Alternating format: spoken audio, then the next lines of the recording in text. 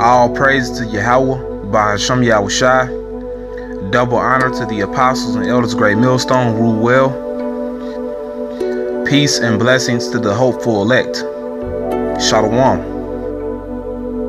Who is the kingdom of heaven for? There are a lot of people upon planet Earth that believe that the kingdom of heaven is for everyone. That's not true. I'm here to prove that that is incorrect. The kingdom of heaven is only for the nation of Israel. The nation of Israel only. Matthew chapter 10 verse 5. These 12 Yahushua sent forth and commanded them, saying, Go not into the way of the Gentiles, and into any city of the Samaritans enter ye not, but go rather to the lost sheep of the house of Israel. And as ye go, preach, saying, the kingdom of heaven is at hand. So Yahushua gave his 12 disciples a specific order to not go in the way of the Gentiles. Don't teach the Gentiles. This isn't for them, but go rather to the lost sheep of the house of Israel. So teach the Israelites. And as you go teach the Israelites, preach to them, prophesy to them, saying, the kingdom of heaven is at hand. The kingdom of heaven is at hand for who? The Israelites. He just said it. Okay? Go rather to the lost sheep of the house of Israel and go prophesy to them, saying the kingdom of heaven is at hand for them, not for the Gentiles. Okay? And after Yahushua went back to his father, this knowledge and this truth was opened up to the Israelite foreigners who are called Gentiles in the New Testament. But those are still Israelites, okay? That's the whole point. Acts chapter 1, verse 6. When they therefore were come together, they asked of him, saying, Lord, wilt thou at this time restore again the kingdom to Israel? These apostles, formerly called disciples, the disciples of the Lord, asked him, will he restore again the kingdom to Israel? The word restore means to bring back into its former condition, to bring back into existence, to reestablish. All right, but because it's the same kingdom going back during the time of King David, King Solomon. It's the kingdom of Israel. That's why they're asking, will the kingdom be restored to Israel? Isaiah chapter 60 and verse 10. Now this is speaking about the kingdom of heaven. And the sons of strangers shall build up thy walls, and their kings shall minister unto thee. For in my wrath I smote thee, but in my favor have I had mercy on thee. So what people don't realize is that the other nations, the actual Gentiles, the natural Gentiles, they're going to build up the kingdom of heaven for the nation of Israel, okay? The other nations are going into slavery, okay? The sons of strangers shall build up our walls, all right? And their kings shall serve us. The word minister means serve. Their kings are going into slavery. Their leaders are going into slavery, all right? Beginning with these international banking families. Therefore thy gates shall be open continually.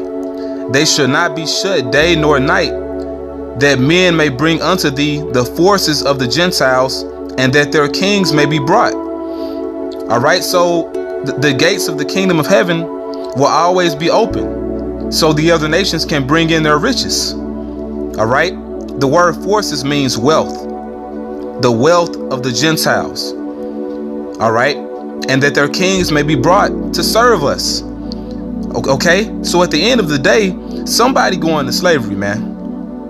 All right, that's the whole point. It will take slaves to build the kingdom of heaven. The streets of gold you read about, all right, who's going to pave those streets? All right, Revelation chapter 21, verse 24. And the nations of them which are saved shall walk in the light of it, and the kings of the earth do bring their glory and honor into it. All right. Now right here it says, and the nations of them which are saved shall walk in the light of it. That's talking about the Israelites that were scattered amongst the other nations. Okay. That great multitude that you read about in Revelation chapter 7, verse 9. That's what it's talking about. And the kings of the earth do bring their glory and honor into it. They do bring their riches into it. Their riches, their wealth, their gold, their silver. All right. Their women, everything that they have, these other nations will bring into the kingdom of heaven. All right. And it says, and the gates of it shall not be shut at all by day, for there shall be no night there. Now we're still going to have night, but it's talking about the wisdom and knowledge of Yahweh Ba'ashem Yahushai will be magnified. Okay, so the gates will not be shut day or night. It's saying the same thing that it said in Isaiah. Okay, verse 26. And they shall bring the glory and honor of the nations into it. So these other nations are going into slavery. Okay, that's how they're going to bring their glory and honor into the kingdom. All right. So going back to Isaiah,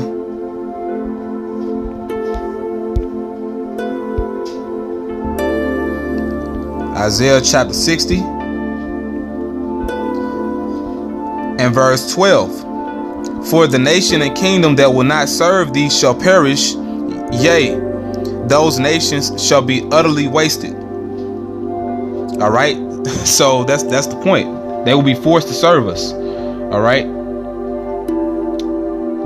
Verse 14. The sons also of them that afflicted thee shall come bending unto thee, and all they that despise thee shall bow themselves down at the soles of thy feet, and they shall call thee the city of the Lord, the Zion of the Holy One of Israel. All right, so that's the whole point. All right, Zion is another name for Israel, which means memorial or monument. Okay, to Zion. All right, so that's the point, man. This kingdom that's coming upon planet Earth is not for everyone.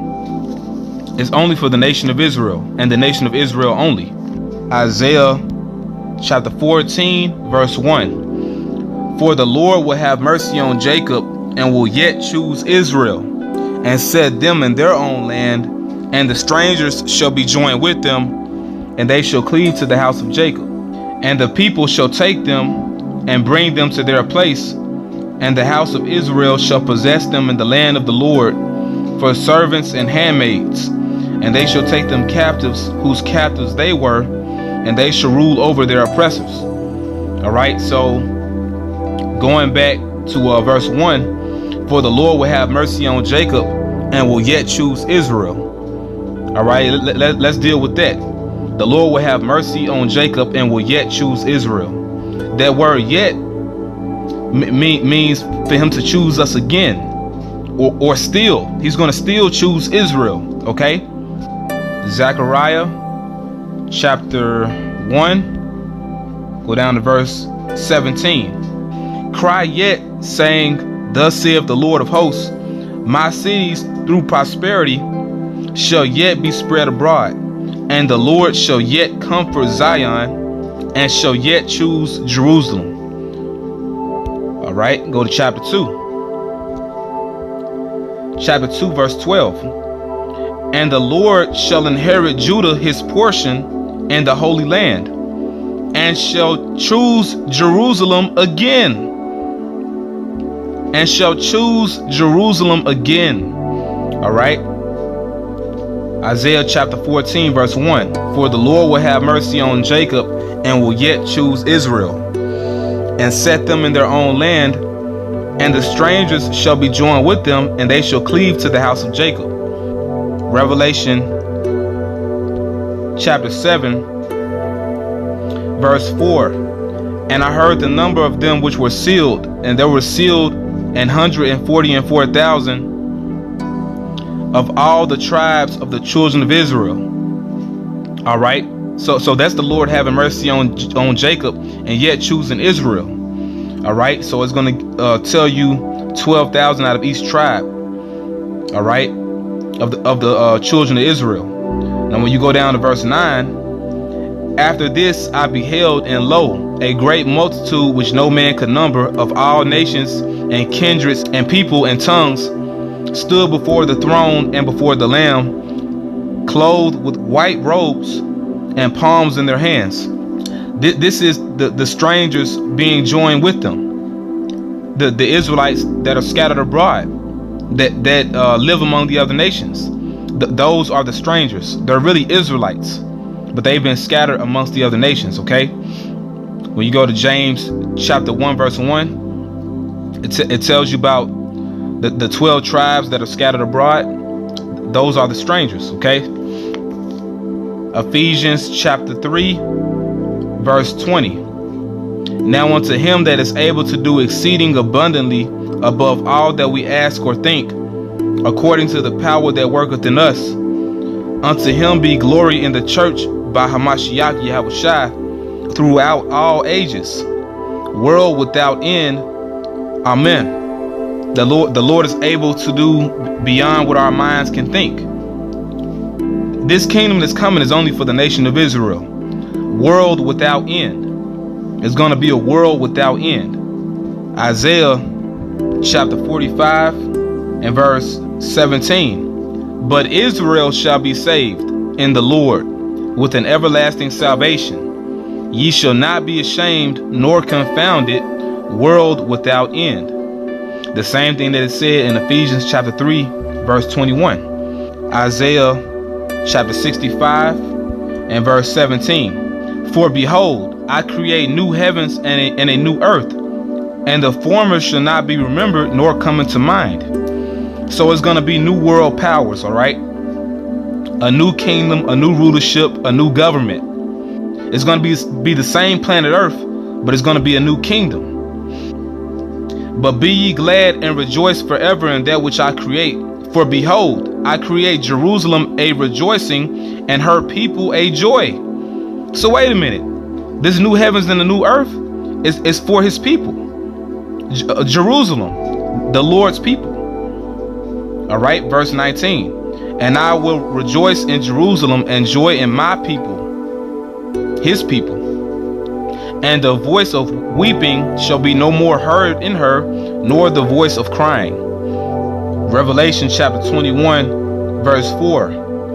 And the Most High shall wipe away all tears from their eyes, and there shall be no more death, neither sorrow nor crying, neither shall there be any more pain, for the former things are passed away.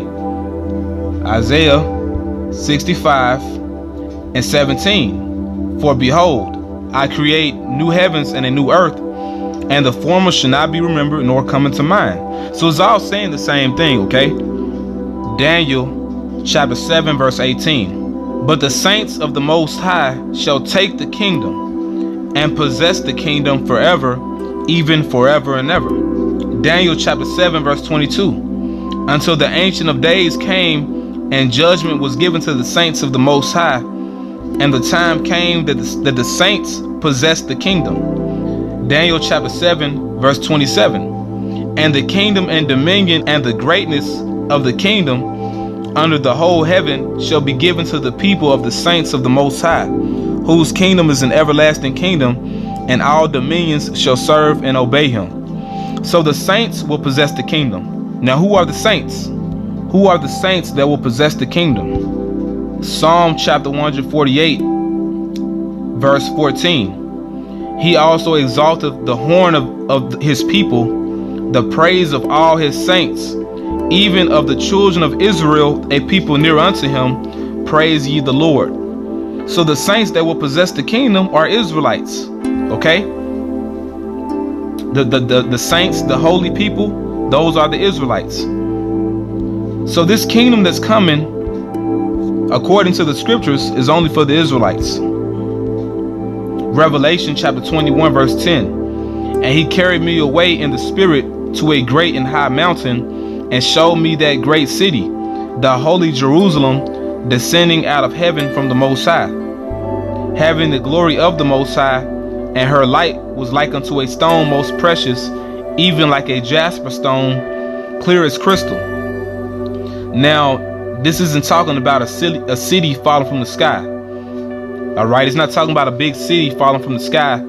This represents the people of the Lord. All right, the people of the Lord descending out of the sky from the chariots. All right, the saints shall take the kingdom. The saints are about to take over the world.